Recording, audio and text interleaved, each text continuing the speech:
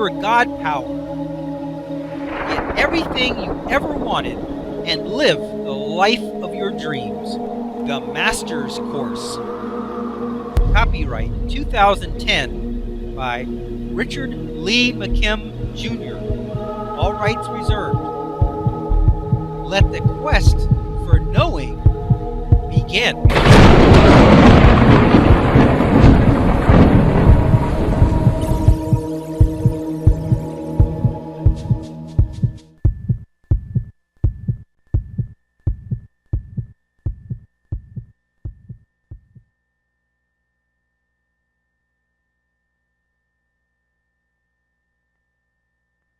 Are you an addict? How can you tell if someone is or is not an addict? How do you know? Your first clue is that, like happiness and unhappiness, addict is only a label that either reveals a person's meanings or creates it. That is, if they call themselves an addict, it is both creating and confirming the quote-unquote condition. Let's get this topic in the right focus, however, because this book is only about you. Since it deals with realities and meanings, there is no way that we could even begin to figure out another person's reality or their conscious or even unconscious meanings. Since meanings are the basis of the entire universe, and since meanings are a personal creation or assertion, then it only makes sense if we speak about your personal reality and your own viewpoint, because you can only ascertain your own beliefs and meanings. You can also change them accordingly with your God power if you want to. You could have two people who each drink the same amount of beer every day and get drunk and pass out, and one might be an alcoholic and the other might not.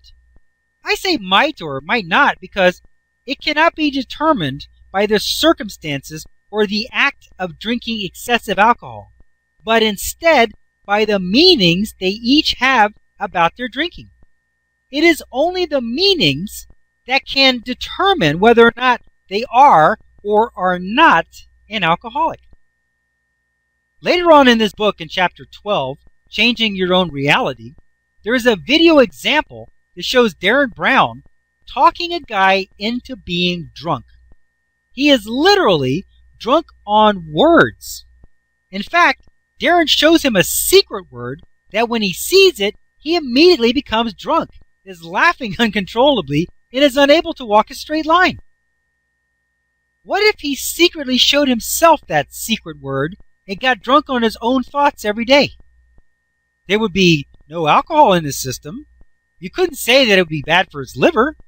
You could have two people taking a pill every day and being determined to do so.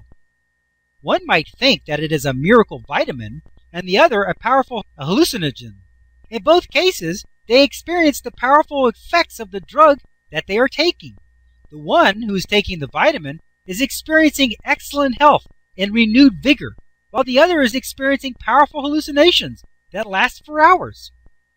You might say that the one that is taking the vitamin is the good person, and that it is a good thing that they are taking care of their health, and their seeming addiction to the vitamin is justified because, after all, it is good for them. Whereas the other person who is taking these powerful, quote-unquote, illegal drugs is the bad one, that they should be made to stop this bad behavior. They might appear to be addicted. They might even be addicted to this powerfully effective drug. There's only one small, or should I say, big problem with your outsider's point of view. First of all, it is not your business to judge or criticize another's life painting. It will only adversely affect your own experience. Second, they are both taking placebos, sugar pills, fake drugs. Both, in essence, were taking exactly the same quote-unquote drug, but each had different results because they had different meanings for what they were doing. What would you do in the case of the quote-unquote drug addict? Would you confiscate his sugar pills? Would you declare them to be illegal? There are several amazing examples of these kinds of cases.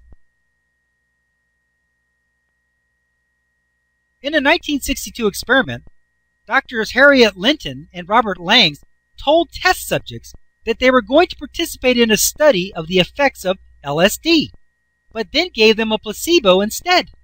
Nonetheless, half an hour after taking the placebo, the subjects began to experience the classic symptoms of the actual drug: loss of control, supposed insight into the meaning of existence, and so on.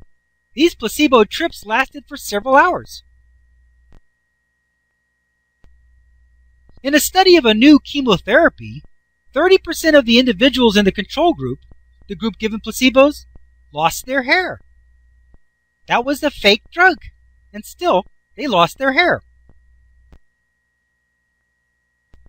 There is also a case on record of a man addicted to the stimulant Ritalin, whose addiction is then transferred to a placebo. In other words, the man's doctor enabled him to avoid all the usual unpleasantries of Ritalin withdrawal by secretly replacing his prescription with sugar pills. Unfortunately, the man went on to display an addiction to the placebo. After all this discussion, we still haven't even addressed the main question. Is it bad to be an addict of whatever if you think that you are one? I don't know. Even that word has to have a meaning of good or bad labeled on it before it has any consequence. You could be absolutely insanely crazy about happiness. You could be an addict to being happy. Is that a bad thing? Are you addicted to life? Where do you draw the line? Who decides if not you? Decide for yourself what you are or are not, and then decide if it is a good thing to be that or not. The only pointer I can give you on this very personal matter is that whatever you decide that you are, give it the meaning that it is a good thing for you, no matter what anyone else says. If you decide that it is a good thing, then no matter what you are doing or not doing, it will be eliciting the very best from the universe into your experience as powerfully as anything else in your life could. The bottom line is this: it doesn't matter what you do or don't do as long as you are good with it. If you have aligned with it and it is okay with you, then it is okay with all of creation. And to those who are not okay with it, they will be the only ones who will suffer as a result of their own judgments. Quote, "Judge not others, as your judgment and verdict will only be experienced and enforced in your own experience." Unquote. You cannot judge another non-physical being's creation without casting doubt on your own. Quote, "There is no creation that is not perfect." Unquote.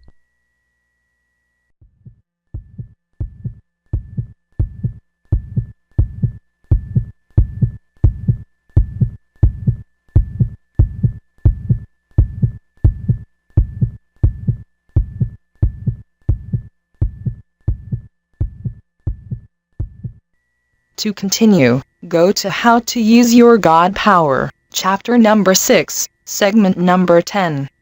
Let your quest for knowing continue.